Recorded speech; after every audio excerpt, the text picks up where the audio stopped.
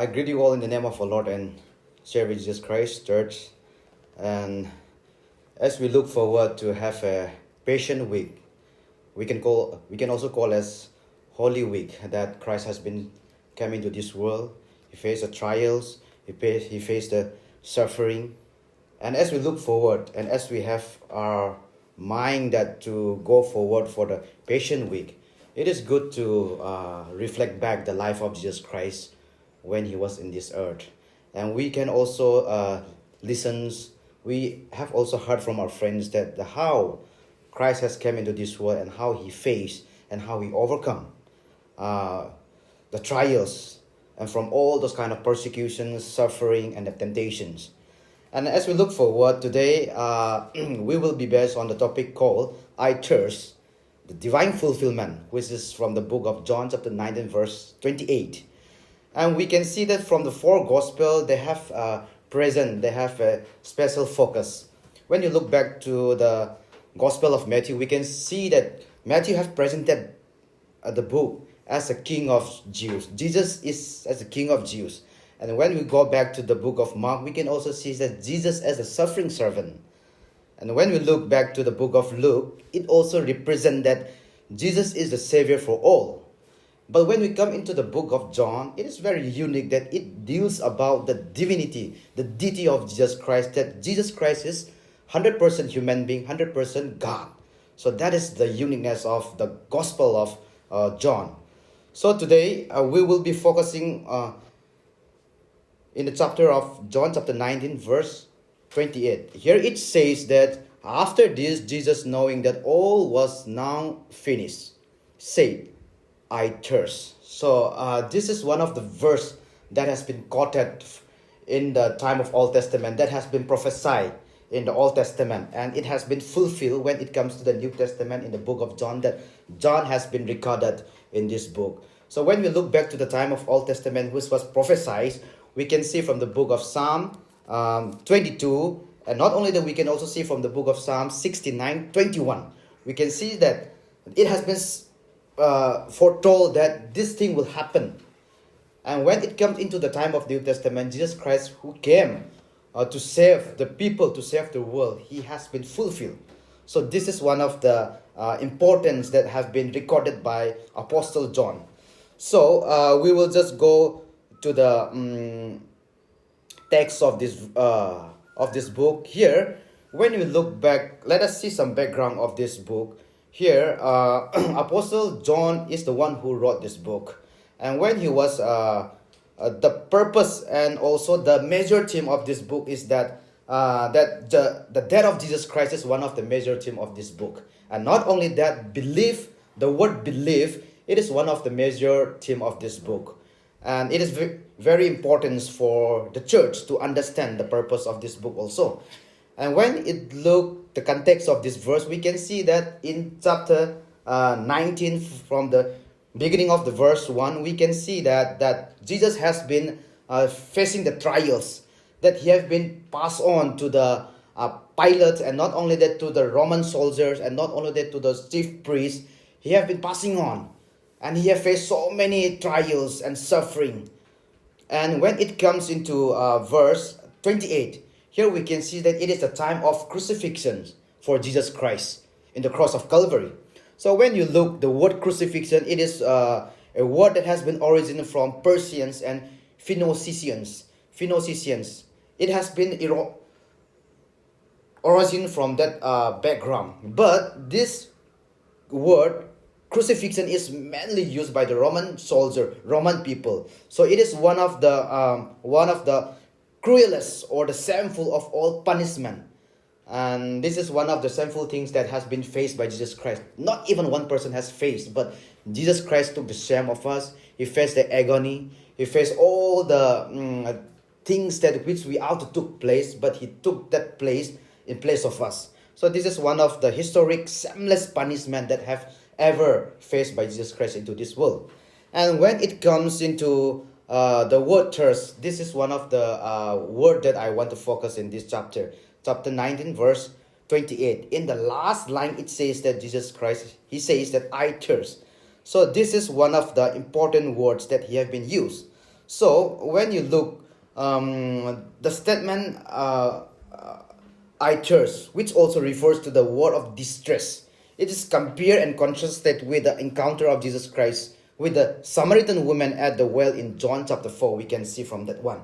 So when we look the word I thirst, when you look back to the Greek root words, we can also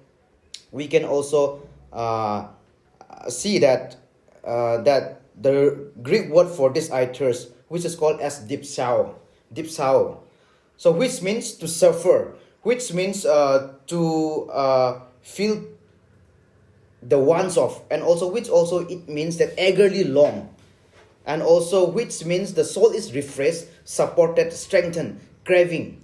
So these are the word that has been from rooted from the Greek word which called as dipsao. So when Jesus said I thirst, he is specially emphasized in the Old Testament which has been prophesied, so that he will be able to fulfill that no one can fulfill that has been prophesied, but Jesus alone, he can do that. So he was focused in the Old Testament which has been prophesied, because in the time of Old Testament, in the beginning Jesus was with his Father. So he is in the Old Testament. Not only in the Old Testament, he is also in New Testament. So he came into this world to save the world, and not only that, to fulfill that has been prophesied in the Old Testament. So here I thirst, it is one of the significant for all of us as we look forward for the Passion Week. Why he say that I thirst? It is a divine fulfillment. Why? Because it has been fulfilled.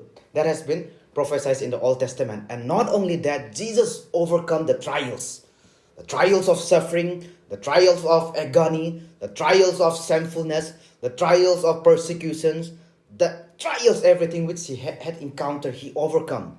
And not only that, why he said I thirst? It is a divine fulfillment because the word of God has been fulfilled by Jesus Christ. So that is the hope, and that is the good news for all of us for this Passion Week. As we look forward for the Passion Week, we all know that Passion Week is all about Jesus Christ entering into this world, facing the trials for the people, for the whole world. As we march forward, as a Christian, sometimes we try to neglect, sometimes we try to forget the importance of the Passion Week. It became as just a cultural or traditional festival or event. But we need to know the importance, the deep meaning of the Passion Week that has been presented to us by the Apostle John, that has been seen in the book of John chapter 19 verse 28. And as a Christian, the Passion Week is important for each one of us. And Jesus Christ, let us reevaluate ourselves once again. When Jesus Christ came into this world and he gave his life for us, the place which we ought to give our life and die in the cross of Calvary, he took our place and died in the cross of Calvary. So when we evaluate, when we examine ourselves, it is a high time to live and also to have a thirst for God, to live and also to work for his glory. As Jesus Christ has made completely finished the work, the mission that has been set by his Father, he accomplished. So as a Christian, as a church, we have that mission, we have the task in order to accomplish that the trials that we could be able to overcome through Jesus Christ. And the word of God should be fulfilled through Jesus Christ. And that should be our attitude, that should be our hope, and that should be our strength that as we look forward for this Passion Week. So church, I encourage each one of you, let us be serious of this Passion Week. And not only in the time of the Passion Week, let us also keep on living how Jesus Christ has been faced, how Jesus Christ has been facing all the trials and temptations and the persecutions. As he overcome, we also have a right, we also have the attitude.